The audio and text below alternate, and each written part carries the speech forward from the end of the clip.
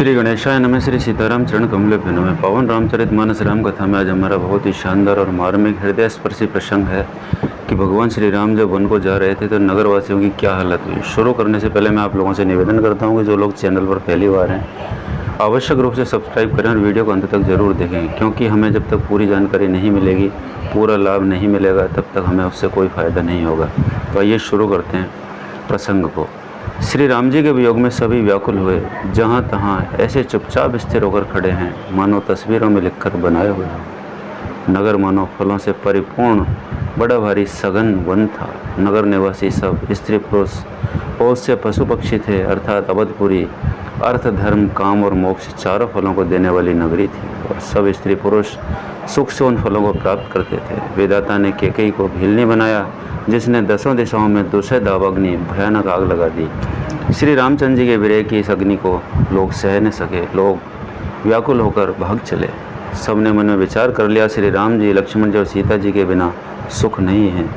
जहाँ श्री राम जी रहेंगे वहीं सारा समाज रहेगा। श्री रामचंद्र जी के बिना अयोध्या में हम लोगों का कुछ भी काम नहीं है। ऐसा विचार दृढ़ करके देवताओं को भी दुर्लभ सुखों से पूर्ण घरों को छोड़कर सब श्री रामचंद्र जी के साथ चल पड़े। जिनको श्री राम जी के चरण कमल प्यारे हैं, उन्हें क्या कभी विषय वो वश में कर सकते हैं। बच्चों और बूढ़ों को घरों में छोड़कर सब लोग साथ हो लिए। पहले दिन श्री रघुनाथ जी ने तमसा नदी के तीर पर निवास किया। प्रजा को प्रेम वश देखकर श्री रघुनाथ जी के दयालु हृदय में बड़ा दुख हुआ। प्रभु रघुनाथ जी करुणामय हैं, पराई पीड़ा को वे तुरंत पा जाते हैं, अर्थात दूसरे का दुख देखकर वे तुरंत दुखित हो जाते हैं।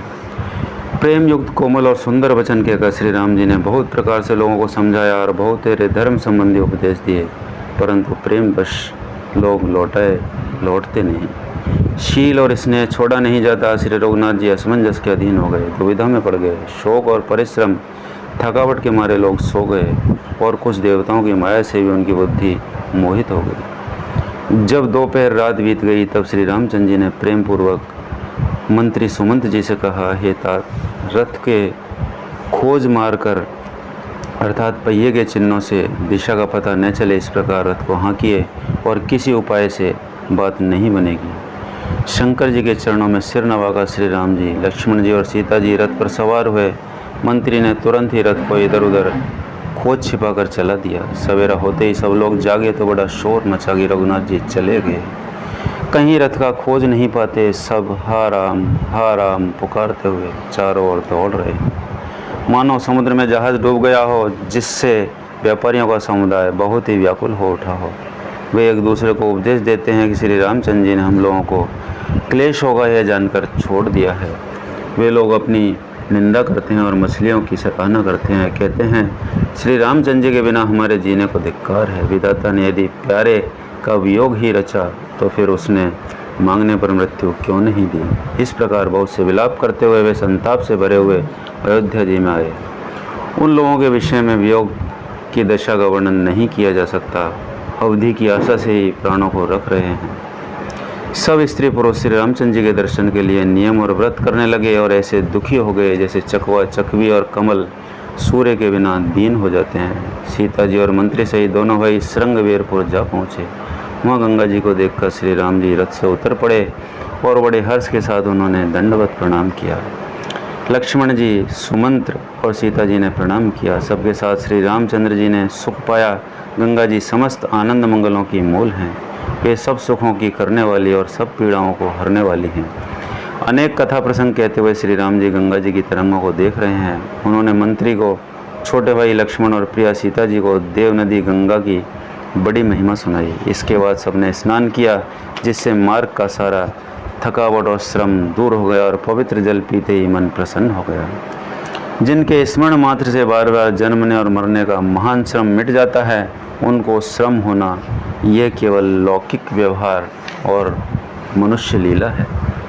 शुद्ध प्रकृति जन त्रिगुणों से रहित मायातीत दिव्य मंगल विग्रह सच्चिदानंद कंद स्वरूप सूर्यकुल के ध्वजारूप भगवान श्री रामचंद्र जी मनुष्य के सदस्य ऐसे चरित्र करते हैं जो संसार रूपी समुद्र के पार उतरने के लिए पुल के समान हैं। जब निषाद राज गुह ने यह खबर पाई, तब आनंदित होकर उसने अपने प्रियजनों और भाई बंधुओं को बुला लिया और भेंट देने के लिए फल कंद लेकर उन्हें बहंगियों में रखकर मिलने के लिए चला। उसके हृदय में हर्ष का पार नहीं था। दंडवत करके भेंट सामने रखकर वह अत्यंत प्रेम से प्रभु को देखने लगा।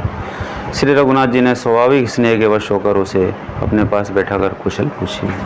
निषाद राज ने उत्तर दिया, हे नाथ, आपके चरण कमल के दर्शन से ही कुशल है। आपके चरणारविंदों के दर्शन कर आज मैं भाग्यवान पुरुषों की गिनती में आ गया।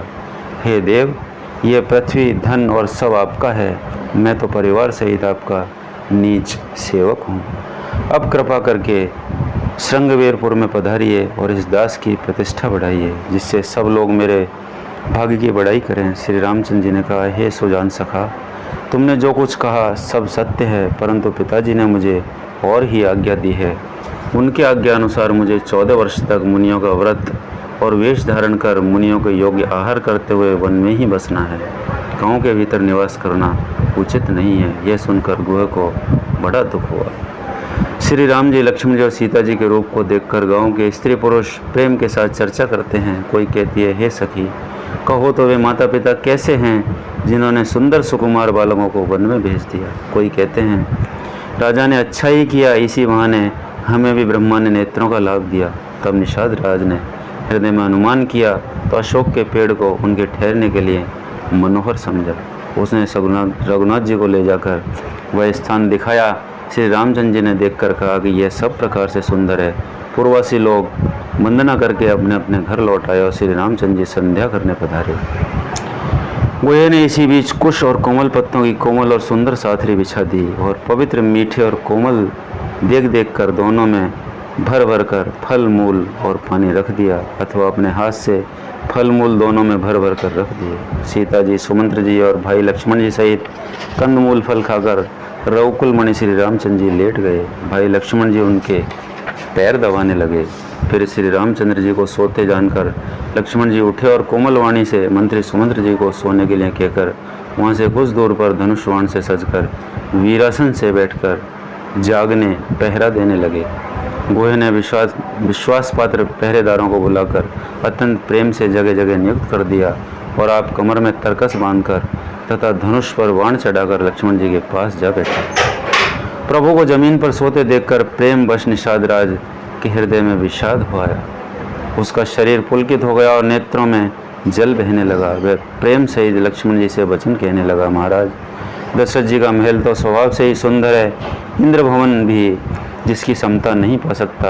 उसमें सुंदर मणियों के रचे चौबारे हैं, जिन्हें मानो रति के पति कामदेव ने अपने ही हाथों से सजाकर बनाया है, जो पवित्र बड़े ही विलक्षण सुंदर भोग पदार्थों से पूर्ण और फूलों की सुगंध से सुवासित है, जहाँ सुंदर पलंग और मणियों के दीपक हैं तथा सब प्रकार का पूरा आराम है, जहाँ ओढ़ने बिछाने के अनेकों वस्त्र, तकिए और गद्दे हैं जो दूध के फेन के समान कोमल, निर्मल और सुंदर हैं।